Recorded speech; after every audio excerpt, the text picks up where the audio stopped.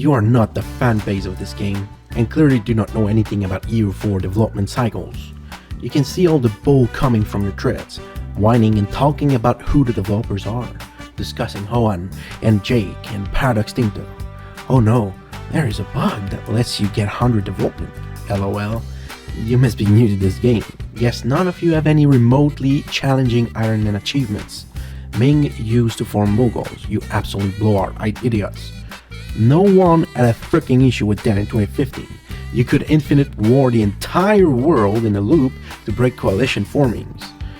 You have always been able to use sneaky tricks to integrate and vassalize and gain free cores over plenty of land. Oh no, Beijing has 100 development. What? 100 development? Thrive free integration of the entire Indian subcontinent, I'll call it a bug and not a feature. Apparently this entire forum wasn't around in 2015, so why should the developers listen to you when you didn't even play Cossacks on launch? If you had, you would know about World Conquest Raising. You don't care, we all got the achievements back then, but you care about 100 development? Oh, my immersion is ruined. You don't get a voice. You don't know what we, the actual player base, the people who wants the game, what we want. Joanne, Grugy, Jake, Tinto, do not listen to these absolute fools. They want free content and free development time. Their criticism are unfounded, unbased, and they're whiny little brats. They didn't play 2013 EU4. They don't know jack garbage about what the fan base has request. If they did, they would know Great Buildings project was sucked just years ago when canal projects were implemented. And the modding community wanted to be able to build other things like Alhambra. Due to the limitation, this was never possible. We have been mad at Paradox for years over this. But now, the fanbase wants to complain? Now, after we finally got great buildings in any broken form, now is this the time to complain? When is it good enough? No, you didn't care before, you only selectively care now. Well, we finally got a feature that we didn't have a right to in the first place, and it doesn't have 100,000 flavor mission that takes 3 hours on a notepad to edit and mod into the game myself, because this is the only game on Steam that just lets you get into the game files and change the value to add cores. Their mission has 500 population Polynesian tribe is broken. It has nothing to do with money or profit, or any little conspiracy theories. Tinto began during the peak of COVID, and I doubt they have functioned at intent capacity. Besides, there has never been in the history of EU4 not been a major game-breaking bug that enables World Conquest with a major game update. There simply hasn't. And you thinking there should not be any bug that breaks camping is just absurd. I have spent the better parts of 8 years listening to you fools complain about your broken iron saves. It's enough. Honestly, it takes 10 hours for you to get to 1650 on Iron Man if you didn't already play it at snail pace. But perfect Spanish union over France, England, and Austria by 1498 is broken now. F you, Paradox. Stop playing the game. If it's broken and unplayable, you won't. The player base has gone on full steam for the last 5 years. This game was supposed to be dead by 2016. No one was supposed to be playing this thing still. Jesus Christ, not up or shut up.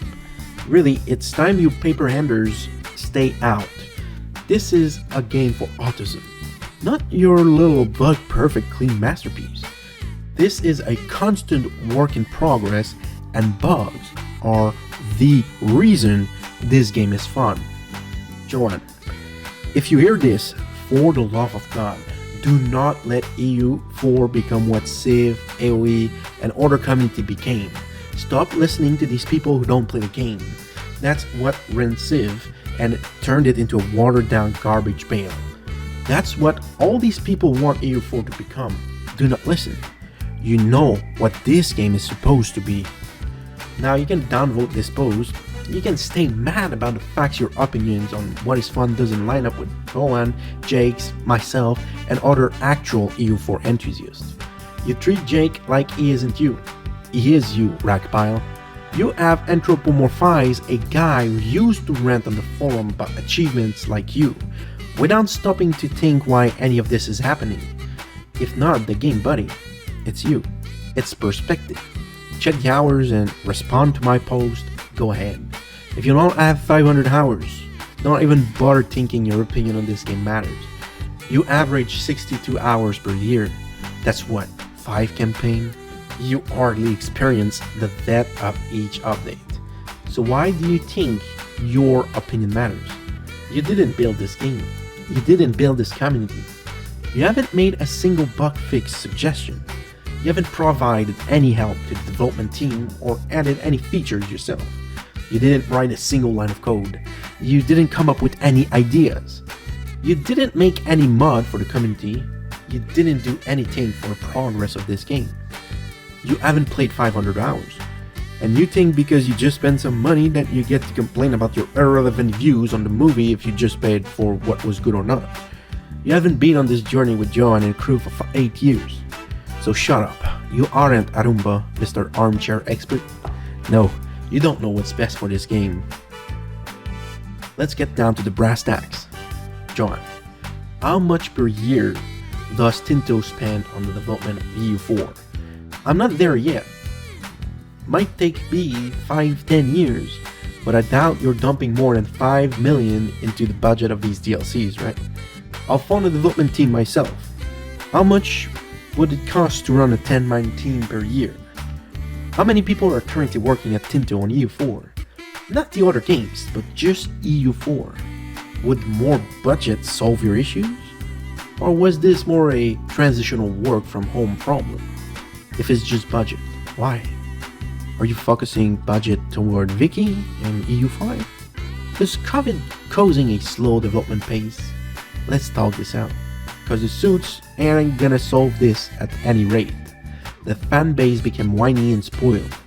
I don't know European tax or salary nonsense since I'm American, but even if you decide to pay some random modders 50-80k USD a year, who will probably be willing to do just that to pay the bills? They would not have paid with the job they didn't have otherwise. You're looking at 500-800k in investment cost for a 10-man team. I doubt Tinto has more than 10 people doing COD works for the game. How much do you need to bankroll a team? I'm dead serious, Joe.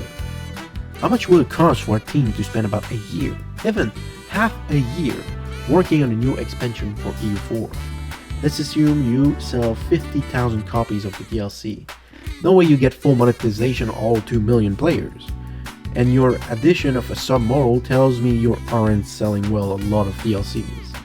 If you sell those 50,000 copies, that's $500,000. I'll cover the dev cost for priority shares and Paradox Interactive. If Paradox isn't giving you enough money to spend on EU4 because they want you to focus on Wiki or other stuff, tell us. We will front the additional costs. Let's solve this because this reaction to a pretty typical EU4 release is absurd.